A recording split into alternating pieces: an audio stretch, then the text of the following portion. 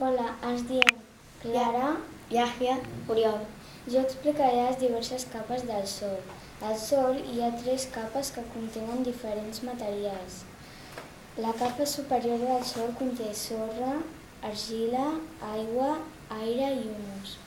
En aquesta capa hi viuen alguns animals i creixen les arrels de les plantes.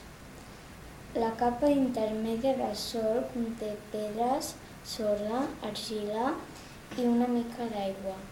La capa inferior del Sol conté roques i gairebé no té aigua. Ara us passo a Yahya, que us explicarà els principals tipus d'ecosistemes. A la Terra hi ha molts ecosistemes diferents. Els podem classificar en diferents grups. Ecosistemes terrestres. Boscos. Hi ha molts arbres que ofereixen refugi i aliment als animals. Praderies. Hi abunda l'herba, la qual s'alimenta grans animals herbívors. Estepes. Hi ha poques plantes i pocs animals perquè hi plou molt poc. Ecosistemes d'aigua dolça. Ecosistemes aquàtics. Ecosistemes d'aigua dolça. Es formen als rius, als rierols, als llacs. Ecosistemes d'aigua salada. Es troben al mar com ara les costes, els esculls de corall, al mar obert. Ara us passo a l'Oriol, que us explicarà els diferents tipus de sol.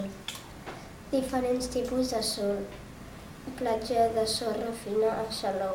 Aquests sols no retenen aigua, tenen molt poca matèria orgànica.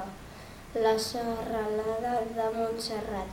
Aquestes roques són molt dures al llarg del temps, però han estat modelades pel vent i la pluja. Són sòls secs i àrids.